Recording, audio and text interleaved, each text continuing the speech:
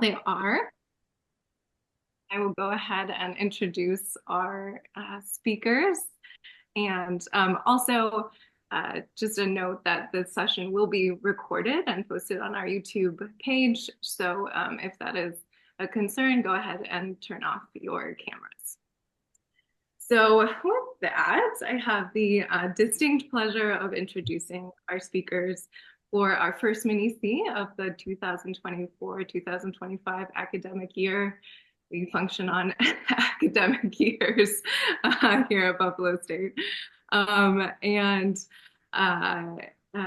many of you know them already and they're very familiar to you, but I'm not going to miss a chance to sing your accolades, especially because both of you are so have such generous spirits and are such promoters of creativity. So I'm going to start with Blair. Blair is the founding partner and research coordinator at Foresight. As a trainer and facilitator, he has worked with numerous Fortune 500 companies to help them solve complex problems. That sounds pretty familiar to all of us. And he is also an adjunct professor in the Creativity and Change Leadership Department. And finally, he is the co-author of Good Team, Bad Team, with what might arguably, or who might arguably be his better half, Sarah Thurber, who I'll introduce now. She is the author of a number of books, including Creativity Unbound, The Secret of the Highly Creative Thinker, and Good Team, Bad Team. She has a Master of Science in Creativity and Change Leadership, and also is a winner of our Alumni Achievement Award. And has a wonderful speech on that front, which I believe is on our YouTube channel. So in today's talk, Sarah and Blair will talk about how teams solve big challenges and hopefully go after the challenges rather than one another. So without further ado, I will turn it over to our speakers, Sarah Thurber and Blair Mallor.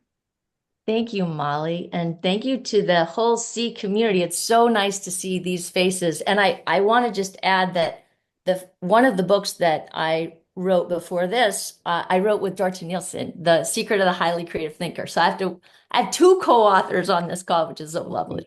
But we, both Blair and I graduated from the center with a Master of Science in Creativity, and both of us have really built our careers on the science of creativity, as many of you have.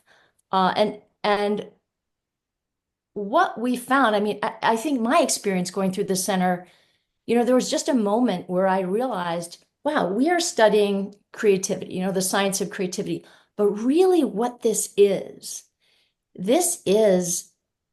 the essence of how people can think together to create new and wonderful things in the world. This study is a study of how humans can be at their best and do their best and create better things than we had before. So coming out of the center, I was like, I got it. This is all creativity and you want it. And I just waited for everybody to come barreling through and saying, I need what you've got. And what I heard instead often was crickets, was nobody quite understood that what we have and what we've studied is what they need. And making that translation of like, hey, creativity and creative problem solving is actually the unlock to relationships, to businesses, to growth, to solutions. And what a powerful thing that is. My work has been with the Foresight company. I've taken my background as a writer and sort of parlayed it into publishing, but publishing on the subject of creativity and the science of creativity. And Blair, if you want to go back on camera, I'll let you talk about how your work, bases on that too. So my work, as Molly, thank you, has really been dedicated to application. application and translation of these wonderful concepts and principles that we all believe in to be as accessible to as many people as possible. To after a fashion, democratize creativity, to have it brought down so that it could be used by those who've had the opportunity to finish high school and by those who are highly educated. And in doing that, to show creativity as being something that is profoundly valuable to the individual or the organization. Brilliant. And thank you. And, you know, when Molly reached out to us and said, do you want to do a C on this new book that you've written, Good Team, Bad Team? We're like, oh, yes, certainly. And what we realized is that in this talk, in this forum, we really wanted to talk about two things. One is how we have, how we live out and create work in the world that puts forward the science of creativity and creative problem solving, but also the learning curve we've had to go on in order to do that, in order to write the book that we wrote, and then also to do the speaking engagements that we are doing. And so I do have some slides to put up, and let me see if those are showing up for you. Can you see those slides? Yes. Okay. So basically, Good Team, Bad Team is the book that Blair and I put together.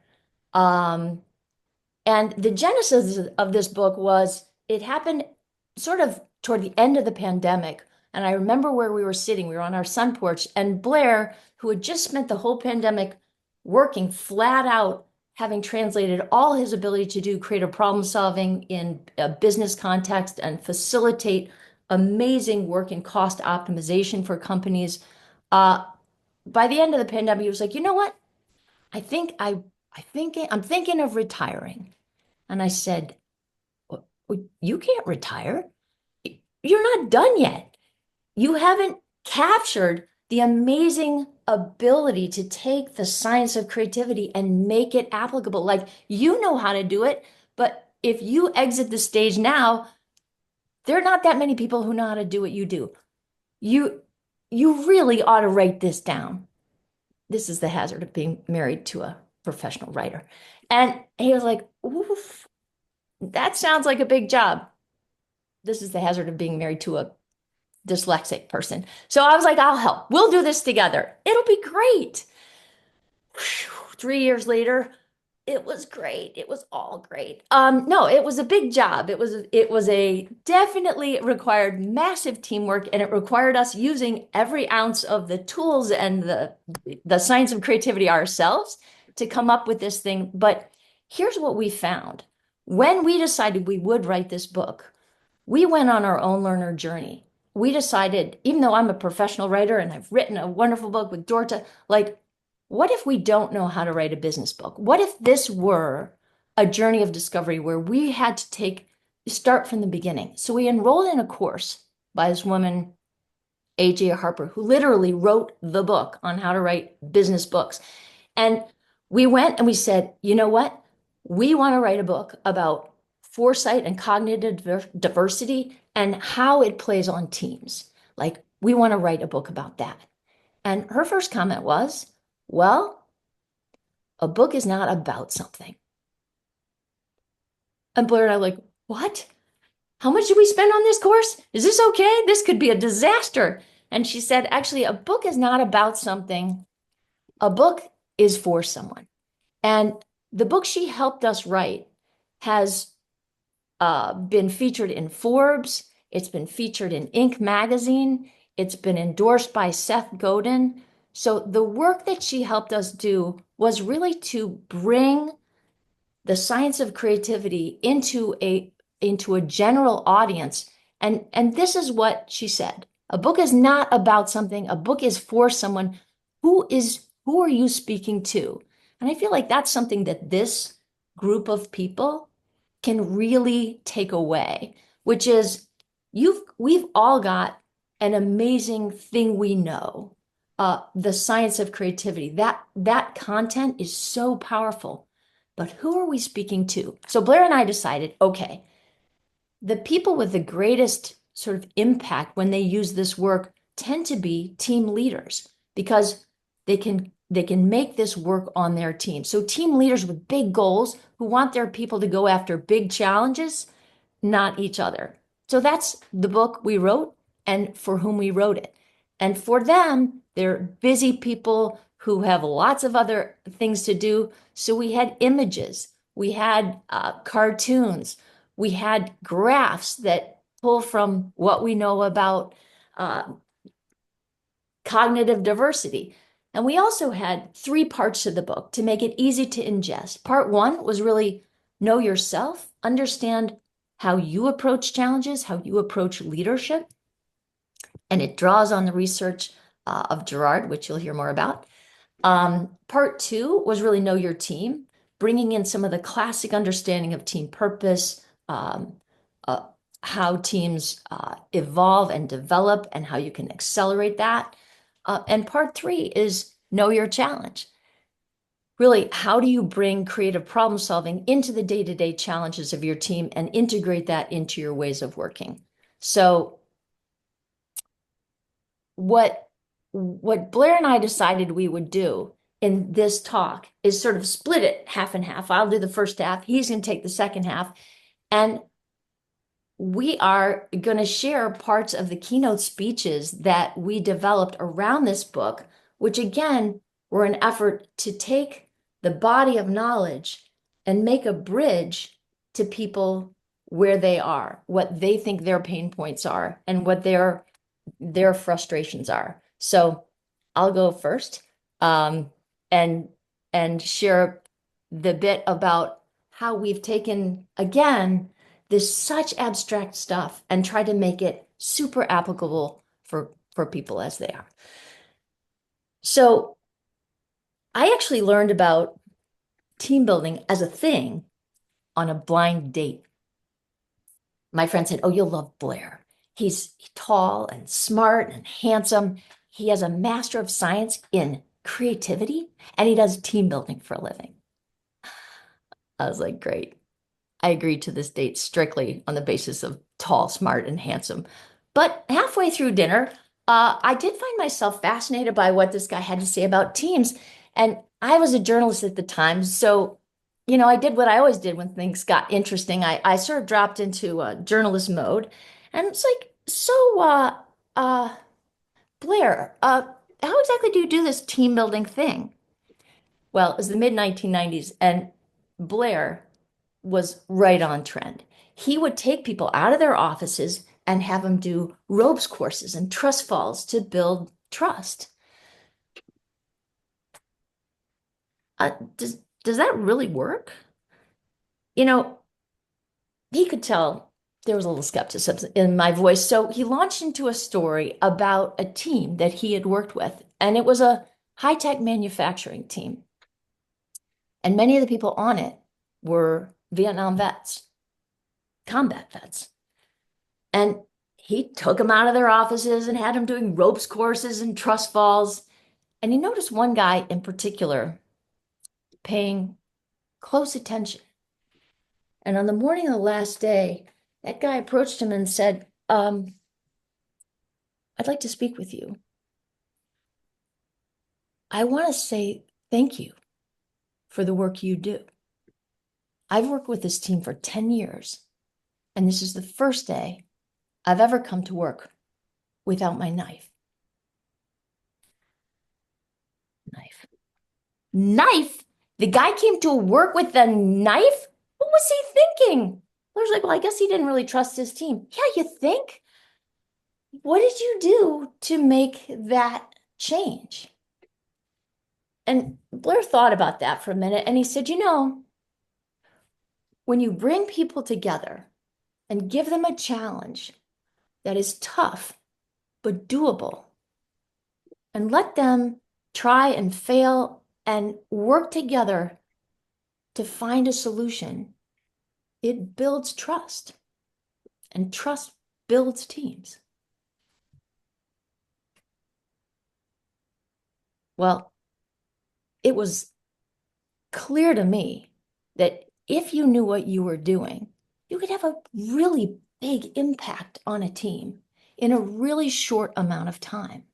Like if you could get somebody to drop a physical weapon like a knife, what other defenses could you help them leave behind? Their cynicism, their arrogance, their apathy, the stories they tell themselves about each other or about themselves or about you as their leader. I mean, if everybody could just come to work with all those defenses down, ready to jump in to the challenge at hand, that would be amazing. Why is that so rare? It turns out Blair was right to focus on trust. Years later, when Google did their massive study looking at high-performing teams across the organization, what they found was there was one common element: trust. The term they used was psychological safety, but essentially it was that people trusted themselves and each other to come to work every day and try with their best thinking and fail and try again until they worked through challenges together. And that was the essence of a high-performing team. Well, this guy Blair turned out to be very good at establishing trust on teams. I mean, after that dinner, I trusted him. A couple more dates, I married him. And for 30 years, we have actually been working together to support team effectiveness with all the work that we got when we studied at the Center for Creativity and Change Leadership. So, you know, by his client's calculation, and I think this is important to realize, Blair was talking about application and how important, to him it is to apply this stuff to real world problems. By his client's calculation, our work helped them make billions of dollars, not millions, billions with a B. That's the power of a team that's backed by the science of creativity. Think about it this way. A team is a group of people with a shared goal. And to achieve that goal, they have to overcome the challenges that stand in the way. So the essence of teamwork is solving challenges together. And that's harder than it looks. I lead the team at the Foresight Company, where we've spent the last 20 years studying cognitive diversity, why people approach challenges so differently, and how to harness everyone's best thinking so your team can solve challenges more quickly and more effectively. Our work at Foresight is based on research. In fact, it is based on the research of Gerard Puccio, who is on this call and who is the director of the Center for Applied Imagination, a distinguished professor at the State University of New York, and the chairman of the Department of Creativity and Change Leadership at Buff State. Not only a Master of Science program, but soon to be a doctoral program. So with his help, we've gathered more than 6 million data points on cognitive diversity. Again, how people approach challenges and why they do it so differently. In our publication that's called the Foresight Thinking Profile. And here's the essence of what we discovered. To solve a complex problem, if you're on a team, you don't just need to think hard or put your best people in a room. You actually need to harness 4 different kinds of thinking. You need to clarify the problem to make sure you're solving the right problem. Then you need to come up with ideas. You need to ideate to come up with ideas to solve it. So you clarify and you ideate, but then you've got to take the best ideas and connect them to reality and develop a working solution. But that's not all. So you clarify and you ideate and then you develop your solution. Then you have to take that solution and actually implement it to make it happen. When you put those four types of thinking together, you can get a home run solution. You also have a universal problem solving process that is simple, it's based in research, and it works like a charm. Actually, there's just one thing wrong with it. Users. That's us. Because when human beings try to clarify and ideate and develop and implement, our brains unconsciously play favorites. So let's play this out as a group. Let's say we have a challenge and all of us want to help. And I like to clarify. We all know I actually personally don't like to clarify, but let's just play this out. I like to clarify, so I grab on and I start to look at the problem and understand, like, what's the information here? What's the data? What research do we have? What background do we know? And I'm researching, I'm clarifying, and Dorta, she likes to ideate. She says she wants to help. So she grabs onto the problem over here and she takes a look and she says, oh, I have an idea. And I say, what? Dorta, you can't have an idea. We're still clarifying the problem. And she says, right, right, right. But I have another idea. And Gerard, who likes to develop, says, wait, did I hear that someone's got ideas? I could take those ideas and I could turn them into a solution. That'd be great. And I say, Gerard, I don't think so. I don't think it's time to develop because we haven't even clarified the problem yet. And Troy, who is our team leader and who really likes to implement, says, wait, Gerard, you really have a solution?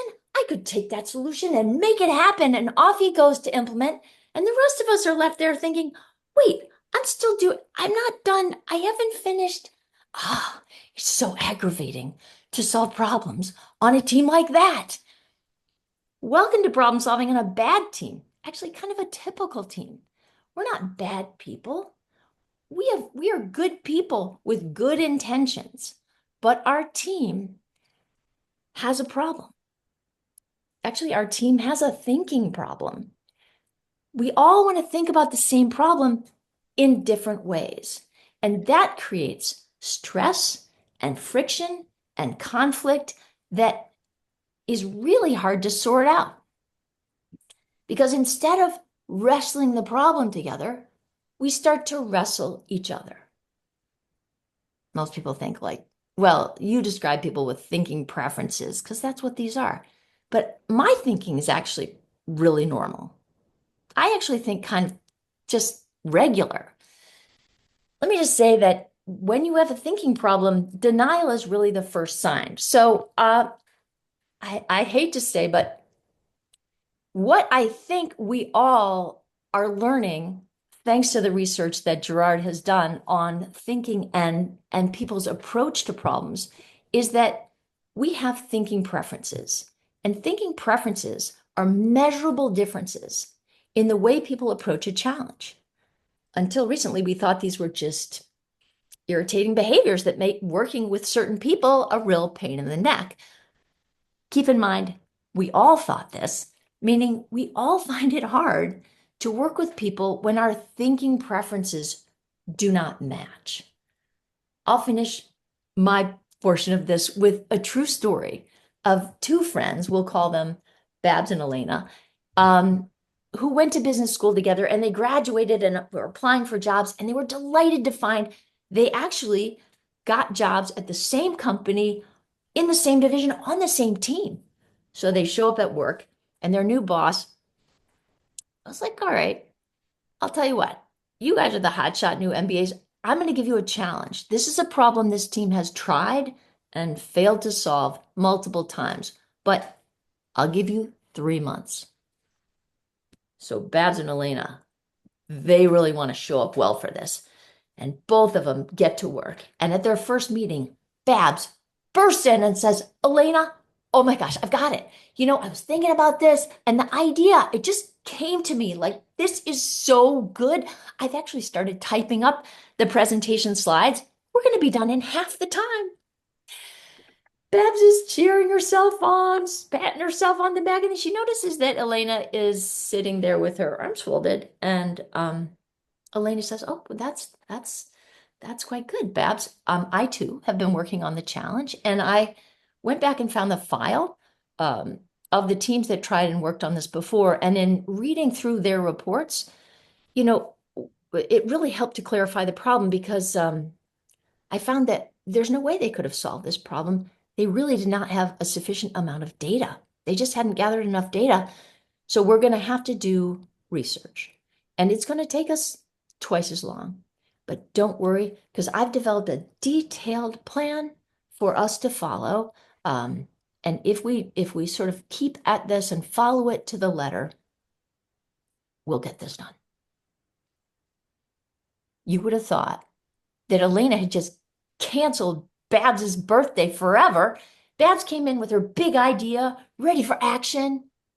And Elena was like, we'll clarify the problem and do more research and take 3 months and miss the deadline. Everything that Babs hates about work. But they were friends. And they decided the only way to get through this was to work together. So they tried to be respectful and let everybody sort of do the piece of problem solving they wanted to do. And when they finally presented their solution to their new boss, he was so impressed. He put them together on another project. Just exactly the wrong outcome, but the same thing happened. They went in, they wrestled through the problem, they wrestled with each other, but they got to the other side because they were so respectful, because they were dear friends, and they just stayed with it, and they stayed with each other. And before long, Babs and Elena became the problem-solving phenomenon of that division. You could give them anything, any complex problem, and they could get through to the other side. Well, one day Blair showed up to deliver the results of their foresight thinking profile. And usually when the trainer hands out the scores and everybody's looking at their profile and reading it for the first time, there's sort of a hallowed silence in the room. But this time, two women burst out laughing. It's Babs and Elena, who are like, oh my gosh, they're holding up their paper saying, look, we're total opposites. And it was true. Every time Babs had a high score, Elena had a low score. And Elena had a high score, Babs had a low score. When you looked at their results together, it was almost like an Argyle sock. It was zigging and zagging up and down, nothing matched. But in every stage of the problem-solving process, one of them brought energy and focus. And because they were friends and because they were committed to their relationship and to each other, they wrestled each other, but they wrestled through the problem too. And they did it, honestly, with dumb luck and with a close friendship. But what if you could do it with anyone and on purpose? And really, that's why we wrote the book, Good Team, Bad Team, to give people access to that insight of how people like to collaborate, what they need to collaborate and feel like they're making a good decision. And once they understand how they solve problems, learn how to take their preferences for how they like to solve problems out of the center of the table and put the process itself in the center of the table so that process is the guide instead of our intuitive and innate problem solving intuition being the guide. So with that, I actually would love to show one more slide. Let me get which one? Oh, there it is. Pop this back on and show you that this whole approach that we're talking about is actually used by Global 1000 companies, leadership development, organizational development, learning and development. It's used at Harvard to teach innovation. It's used by U.S. Special Forces to help teams who are going into combat and going into very ambiguous, unsettled situations work better together. And it's used by unicorn startups. That's a particular reference to a center grad, Ingrid de Klerk, who has brought this whole thinking technology to Deliverect in Belgium. And with you know, uh, even the CEO knows his thinking preferences. So if this is something that is of interest, we encourage you to actually get this as an introduction to what foresight is, what this kind of thinking is. The book is really expressly written for people who don't have a Master of Science in Creativity to really make that bridge to help people get to an understanding of a simple but powerful way to apply this to teams. So with that, I'm cutting out and turning it over to Blair. Well, thank you, Sarah. Always a challenge to go after you. Can we just give Sarah a little round of applause? That's always feel like I want to do that. I want to share with you little bits and pieces from my talk. Given the audience, I'm not going to go into detail on exactly tools, but I'm going to allude to tools and you'll recognize them. Organizations exist to add value for their users. Making value requires good teams that can collaboratively solve problems together. Leading a good team requires you to know yourself, know your team, and know your challenge. Yet, too many of us work on teams where no has become the most common response to new thinking. No comes in many different disguises. I'm too busy. It costs too much. Why don't you write a report up on that? People get discouraged. You get resigned to the team that you have because you figure you don't have what it takes to make a positive difference, especially not under these conditions. Heavy workload, remote work, crushing deadlines. You fill in the blank, right? Yet experienced leaders know that they're only going to be as good as their team. Teams are what makes things happen. Sometimes that requires solving problems, but not all problems come with an instruction manual for how to solve them. Sometimes it requires new thinking, creative problem solving. Leading a good team is not a pipe dream. You can do it. You just need to know how.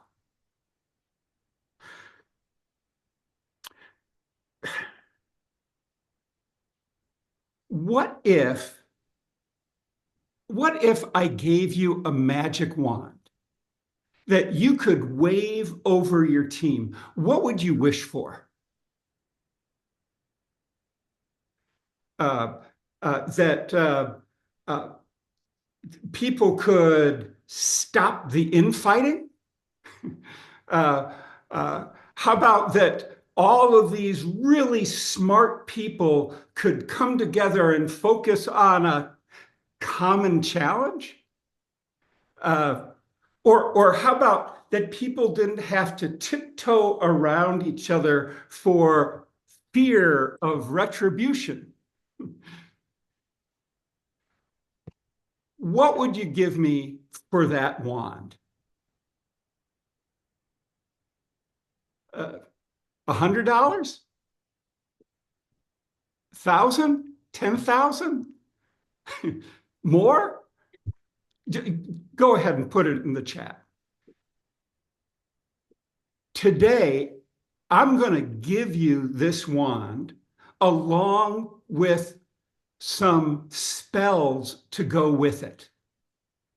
They come in the form of problem-solving tools, and believe me, they work like magic. First, let me introduce you to Deanie and the first spell. Now, Deanie Elsner was starting her job at one of the world's largest food and beverage companies. She was filled with confidence. She had already been promoted from assistant to senior brand manager. Now, with each one of these promotions came an expanding list of responsibilities. And at this point, she just couldn't see how she could dig any deeper or work any harder. She looked at the people in positions higher than hers, the positions she was hoping one day to get to. She just couldn't figure out how they did it. It was like they were just made out of different stuff. Now, this question was really weighing heavily on Deanie's heart. Then she took a course in creative problem solving. And in this course, Deanie learned the skill of stepping back from a situation, keeping the overall objective in mind, and phrasing challenges as open-ended questions with how might or what might. And in a way that her people could contribute with new thinking to come up with solutions to pressing problems. Now, shortly after this, Deanie was invited to attend a signing of an agreement between her company and another multi-billion-dollar company. She was so excited just to be invited and be a fly on the wall. She walked in, and the meeting was to be just ceremonial, and she took her seat, and then the meeting began. There's a problem with the formatting of this contract, Bob. That's how we do it around here, Jack. I can't believe you two are being so childish about something like formatting, added George helpfully. Deanie is watching this whole thing and thinking, I gotta say something. Now, she was the youngest in the room and the only and one of the only women. She stood up. Excuse me, how might we sign the agreement now and address challenges with the formatting later? Well put, Deanie. Nice working with you, Jack. See you at the reunion, Bob. Afterwards, Deanie actually gave me a phone call. She said, oh my God, the people sitting around that table were smart, but they didn't have the moves to get things back on track. It's just a skill, and you've either learned it or you haven't. This tool of phrasing problems as questions is proof that you have the power to lead a good team.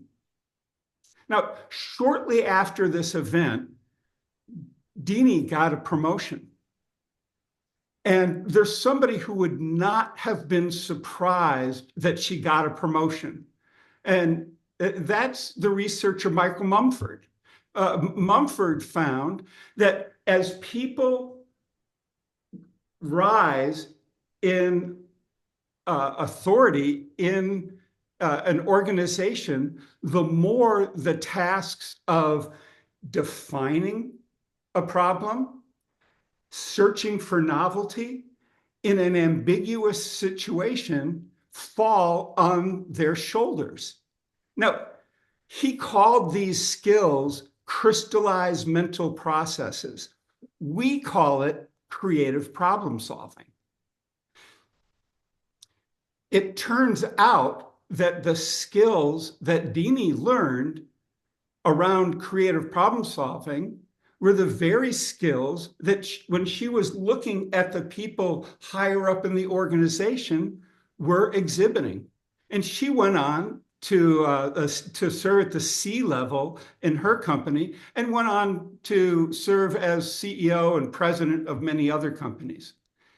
I talked to Dini back in January, and she reflected, she said, you know, Blair, the skills of creative problem solving are critical for leading really smart teams who are going after big challenges.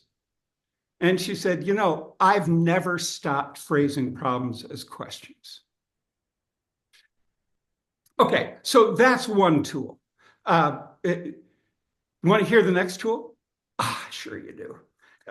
This is really probably the most straightforward, and it's to separate the coming up with options and coming up with selection, to separate divergence from convergence, making options, making choices.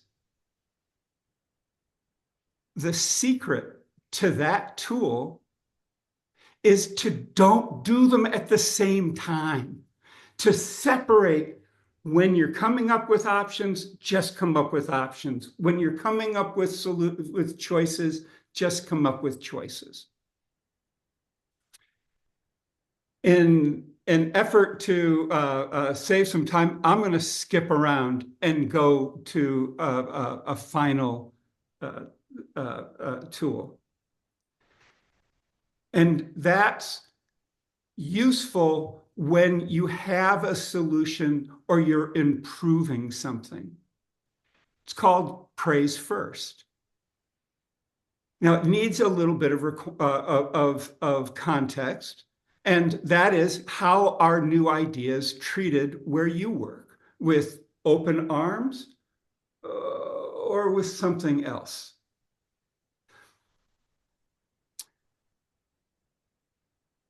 Praise first asks you to do something that goes against every inclination that you have when faced with an idea that has obvious flaws to it. It asks you to first and foremost look at what's good about an idea, and then go ahead and look at opportunities, issues, but issues phrased as how might, what might type questions, and then to go ahead and come up with new thinking. Not to belabor that point, read the book or take a class from any of the people here. I was in a 2-day training event, and at the end of the first day, Bobby announced to the class that she saw no point in learning about creative problem solving. She said, I have 2 jobs. First, keep my people safe, and second, to make products in the most efficient way possible. When I'm through with job 1, it's on to job 2. Done with job 2, it's back to job 1. New ideas, I don't see any value in it. I don't have time. And she, at the end of class, she just turned on her heel and walked out the door. I thought, I'm not going to see her again. But the next morning, I'm setting up, I got my cup of coffee, and in walks Bobby. Now, Bobby, just to give you a sense, I'm 6'4". She was probably 5 feet even. A former military officer with the demeanor of a drill sergeant. She walked in, she said, Miller, I want to present my homework first. I saw no reason to pick a fight with Bobby. I said, the floor is yours. People walked in. She stood up and she said, yesterday, I made it pretty clear what I thought about this creative problem solving business. But I had an assignment. We were all supposed to do our homework. So I called up Alice. I said, Alice, get yourself into the hotel here by 7 o'clock. I'll buy you breakfast and give me one of your ideas. She's always giving me ideas. She's always bugging me with ideas. So started eating our breakfast, and Alice says, boss, I got an idea. And it was about improving how we do safety training. And to tell you the truth, that's been an issue for us.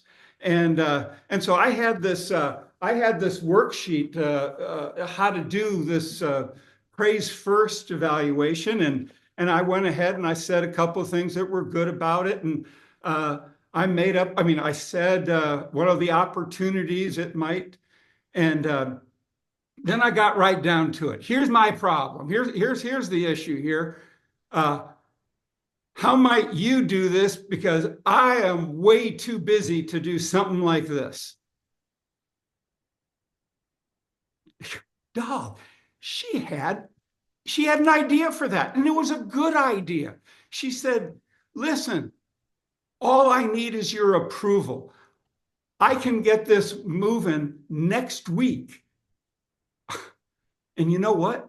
We're going to start saving $5,000 every 2 weeks just because of this idea.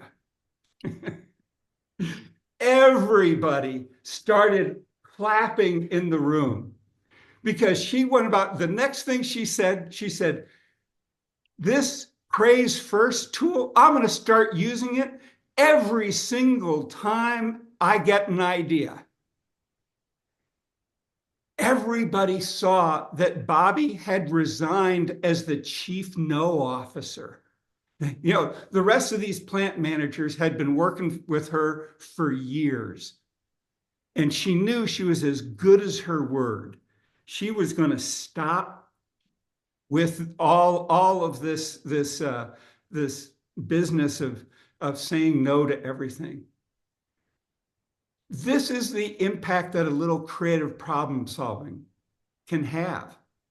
You see, she changed her mind.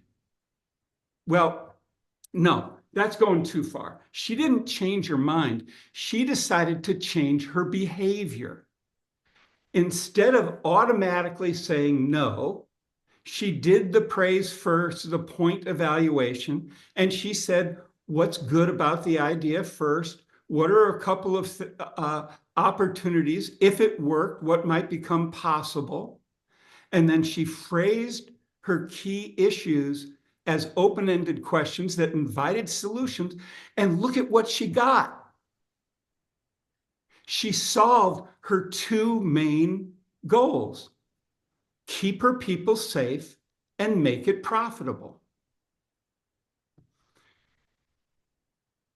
Sometimes that's the way things are, right? We're learning something new and we just know in our heart of hearts, it's not going to work. This won't work. And then we try it and lo and behold, it works. And that was the case with good old Bobby. You see, the things that we teach, the things that we learn here will jumpstart your ability to lead a good team. You don't need to be amazing. You don't need to be extraordinary. You just have to use these spells. Try them before you go to bed tonight. Lift your imaginary wand and phrase a problem as an open-ended question. Come up with some ideas. And instead of shooting helpful holes in somebody's idea, use praise first. What's good about it? What's an opportunity? What's an issue as an open-ended question?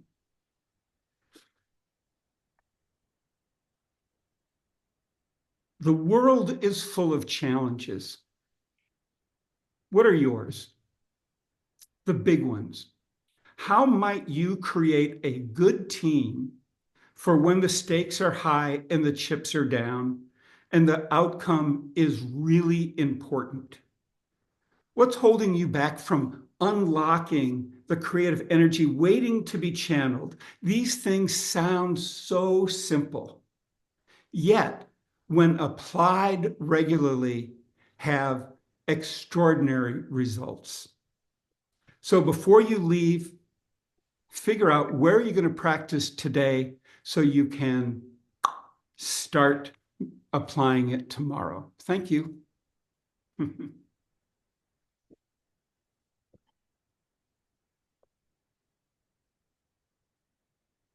we didn't go over time. You're welcome. Nailed it. Sarah, any final comments from you? No, just that it is such a pleasure to sort of have come full circle, to have gone through this program, to have studied the science of creativity, to see its value, and to have been working literally for decades to try to, as so many of you have, to try to bring that to the world in usable, powerful, simple ways. And Blair, I love your storytelling. It's been so fun. It was so fun to write this book and sit down every morning with my tea and his coffee and listen to Blair tell stories. And a lot of those stories are in the book, and are stories that will be true for all of you. So you're welcome to use the stories too if you read the book and need to explain to other people why this is so powerful. I think both of us hope that this work is as useful to all of you who do this as a living as it is to people who've never been exposed to it at all. I think that's our fondest hope. Oh, well, thank you both so much, and you really are a testament to a good team. The two of you together, if anything, speaks to the ability to collaborate while it's writing writing a book together. And we could even just see it in this talk with Blair, encouraging a round of applause to you, Sarah. So how can we, translate that sentiment into our work teams as well? You guys are a wonderful, wonderful model. And also, I will say a wonderful model of our alumni who come out of this program.